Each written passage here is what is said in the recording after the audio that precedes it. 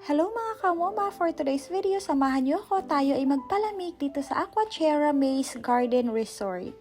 Located lang po ito sa Purok Malinawan, Barangay Conel, General Santos City.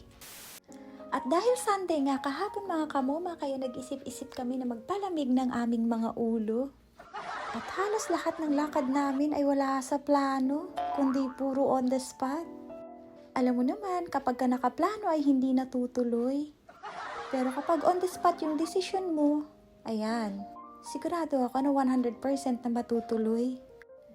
Pero kahit on the spot mga kamoma, muntik na ngang maaberya. Buti na lang at na-fix din ka agad.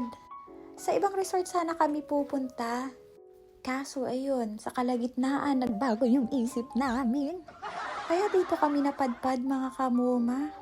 At saka ang swerte pa namin ha, kasi walang masyadong naliligo dito. May nakita kaming nag-swimming dito pero nasa isang cottage lang. Then allowed naman po dito mga kamuma na magdala ka ng your own food.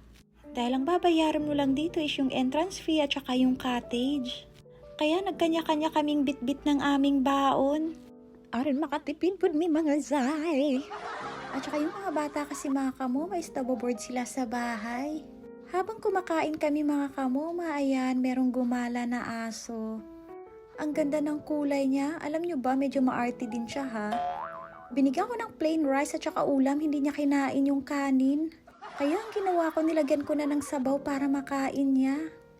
Kapag napadpad kayo dito mga kamoma ha, pag may makita kayo na doggy o di kaya pusa, alam nyo na kapag ka pet lover, wala tayong pinipili at saka baka may sobra din kayo na mga leftover, pwede nyo pong ibigay sa kanila. Then ayan mga kamoma, kung nakikita nyo, ang ganda din itong resort na ito. Bagay na bagay din to kapag gusto mo mag-unwind or merong birthday party, merong mga occasion. Pero huy, hindi nila ako inuutusan na mag-promote nito ha. Akin-akin lang to, alam nyo naman. Sobrang mahirap kaya mag-isip ng mga content, kaya ayan, sumayaw na lang ako. Tapos sabi ko, be, bago tayo lulusong dito sa pool, kailangan muna natin maghilamos at saka maghugas. Unahin muna natin tanggalin sa labas yung mga libag natin sa katawan bago natin dalhin dito sa pool. O ayan, magdadrive muna ako ng barko mga kamoma ha. Minsan mga kamoma, kailangan natin i-enjoy yung life. Alam niyo na, yung mga buhay ngayon ay masyadong toxic. Kaya idadaan na natin sa rampa. Napapansin ko pala, medyo lumulubo na ako. Kaya sabi ko sa mga sisig ko, halina kayo't sayaw tayo. Kaso iyan, biglang sumulpot si Apa, kaya sabi ko, halika na, tayong dalawa nagsasayaw, Apa, at iikot-ikot kita. Kaya nahihilo. Ginoo ko, naglabad hinoo ng ulo ni Apa, kaya sabi ko, kargahin mo na lang ako, buhatin mo ko, at sasakay ako dyan sa likod mo. At ayan, alam mo naman, si Apa minsan may pagka-uto-uto, pero tinitingnan ko lang yan sa mga mood niya, mga kamoma. Kapag best mood siya, ayan, pwede ako makipaglokohan sa kanya. Pero kapag kaseryoso, tahimik na rin ako. Mahirap na. By the way mga kamoma, unang pagkikita pa lang kasi namin ni Apa, alam talaga ni Apa kung gaano ka-jolly. Kaya kung nakipagbiruan man ako sa kanya mga kamoma, ay alam niya na yun. Dahil sa umpisa pa lang, gano'n na yung pagkakilala niya sa akin. Kaya ngayon ine-enjoy ko pala yung pagsiswimming mga kamoma, parang exercise na rin kasi to. O diba, hindi lang naman pwede yung mga batang may enjoy sa pag-swimming, pati rin naman kaming matatanda.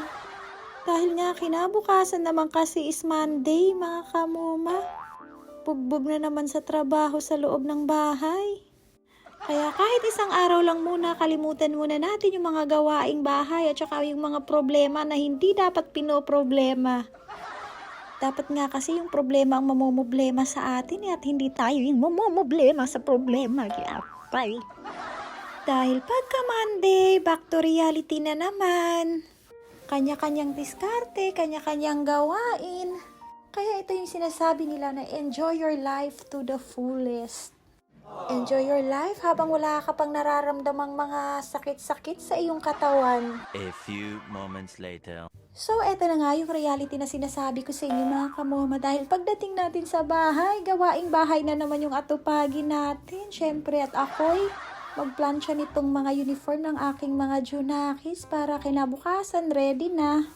Ayoko kasi na kunot-kunot yung uniform ng mga anak ko papasok sa school, mga kamoma.